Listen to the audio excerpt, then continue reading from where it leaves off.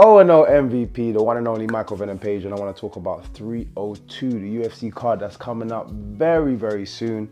This weekend is about to be a very explosive weekend. To be fair, there's only a few fights for me personally that I really care about, that I really kind of interested in.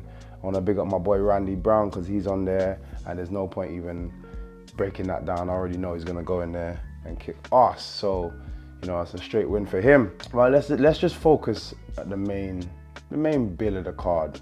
The main few fights. Well, one interesting fight, which I actually, weirdly enough, wasn't aware that he was on until one of my interviews the other day, and they mentioned that Kevin Holland's actually going to be fighting on that card. He's back after a painful loss against myself. Nah, I'm playing. Yeah, but he's back, straight back to work, straight back to kind of getting back, trying to get back in the rhythm of things. Anybody that, I feel fans can be quite fickle in as much as, he makes a loss like that and then people start to write him off. I'm a very different style, quite unique, and not trying to overly big myself up, but it is very difficult to fight someone with my style. Even if he won that fight, it's a difficult style. So I'm never a style that's gonna, it's gonna be you're gonna get a spectacular win over, in my opinion. It's gonna be very difficult to get a spectacular win over because, it's, hard to kind of land shots on, so on and so forth. But he's still Kevin Holland. He's still that guy. He's still tough as nails. And I can see him coming back with a big win just to kind of springboard him, back into action and kind of keep him in that top 20 in the division. Yeah, it's Michal. I don't even want to disrespect this guy by trying to, say his second name, so apologies. But he's an up and down fighter. When I say up and down, I mean I think it's the last 4 fights he's had 2 wins, and it's literally been win, loss, win, loss, win, loss. He actually fought a guy, Chili, known as Chili Bang Bang, which I think is a funny name. We was actually pegged to fight at one point in my career because he was at Bellator at one point, and we was actually pegged to fight, and I forget exactly what took place or what happened. I think either he got injured or something happened, but he actually got a good win over him. But his last fight, he lost to Pereira. It was a submission, I believe. He lost, but like I said, he's a bit up, down, up, down, up, down.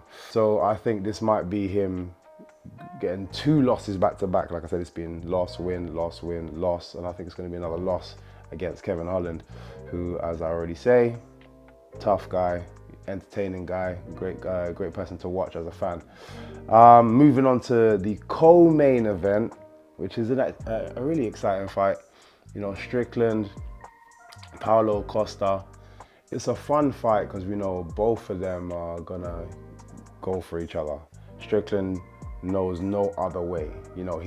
I can see that he's got great attributes in other departments of MMA, but doesn't care for that. He wants to come forward. He wants to put the hands on you. Paulo Costa, similarly so. He can wrestle. He can do all this other stuff. He can do jiu-jitsu, but he only really cares to get that knockout. But one thing that surprised me in his last fight was some of the head kicks that he was throwing. It was wild. I personally hadn't seen him utilize those things before, so I didn't expect it. Not that he couldn't kick somebody in the head, but in the way, effortlessly, his legs was flying up, trying to land, those head kicks, and with mad power as well. Obviously, Whittaker being, very on point. I think he landed a couple as well. But Whittaker obviously being very on point. It was a tough fight, and he managed to kind of scrape that one through, but it was a tough fight. It wasn't one-sided at all. Strickland's been known for getting caught with those kind of head kicks.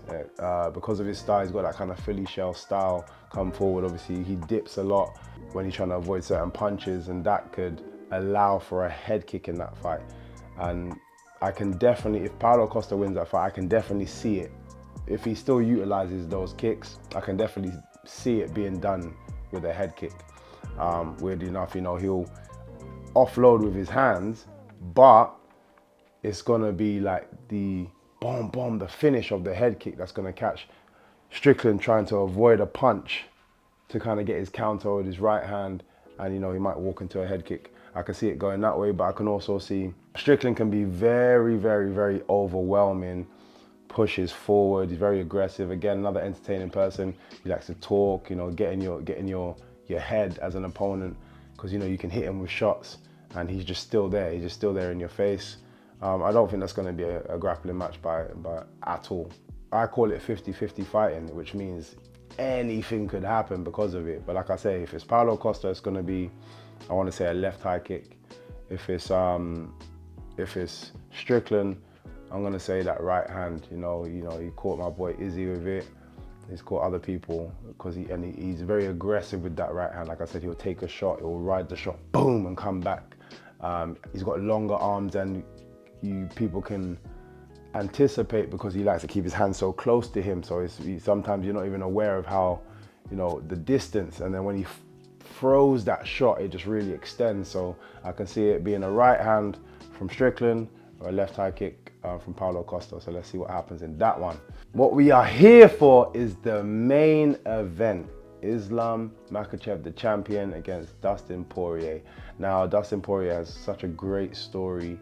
Big highs, big lows, flirting with the top spot and never quite making. I've had great conversations with my boy Jamal. Jamal is adamant that he thinks Dustin's style is the kind of style that will win this fight and that will beat Islam Makhachev.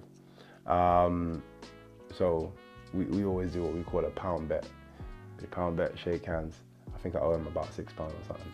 And I understand what he's saying. I get the style, but I just feel like Islam's wrestling, obviously, and jiu-jitsu is where the issue's gonna be, because not only is his wrestling strong, so I know I'm gonna anticipate he will get Dustin down at some point, yeah?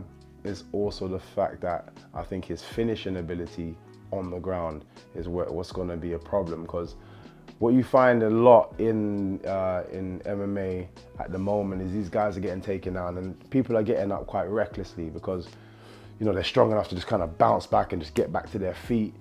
But in doing that, you leave yourself quite open for chokes and so on and so forth. But unless you're really high level, you're not really gonna like jump on somebody's neck. So people get away with just turning, giving up their back almost just to stand up, and then trying to, you know, wrestle back to good form, good position, and then, you know, continue to fight from there. But I don't know if he's gonna get away with doing that kind of thing with Islam. I think he's either gonna have to be safe and accept being on his back for a little bit, you know, fight for his back and then get up safely.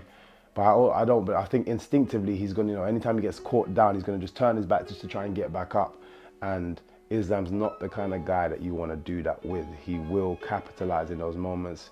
He's quite active as a grappler as well. I find a lot of good grapplers can tend to be not as active, and this is the argument about somebody that is just controlling somebody with no damage, and sometimes even receiving damage from, you know, the person on their back, just punching and elbowing and so on and so forth. Like, is that class as winning a fight? But then Islam is not that, you know. Similarly to Khabib, taking you down, but actively doing the work, actively trying to finish the fight. For me, that is true ground control, where there's still elements of you trying to finish. Remember, this is a fight. At the end of the day, you should always be trying to and attempting to win that fight, not control the fight. I understand that control is a big thing and is an important aspect of it, but with that control should come damage. You utilize the control in order for you to then further advance and finish the fight, and not just hold. And I don't believe that Islam is that guy. He is that guy that is gonna not only control the fight, but try to actually finish with strikes, but also with his dangerous submissions. So with my pound bet, with my boy Jamal, I've got it on Islam for this one, but it really isn't an easy decision. It's definitely a tough one, and I would be massively happy. Like I said, I think Dustin would be a great champion. I think he deserves it. I think like I said, he's been flirting with that top spot and just hasn't quite made it. This would be, what a great story would it be for him to, you know, cross that finishing line in this moment against a very, very tough champion and an amazing mixed martial artist. So I'm looking forward to this weekend, massively looking forward to it. You know what, good luck to everybody else on the card. You know, success be with you guys. Fight hard, make it a whole entertaining show, because I'll be watching from the beginning. And make sure you guys look out for the reaction video, because I am gonna be tuned in. All right guys, let's go.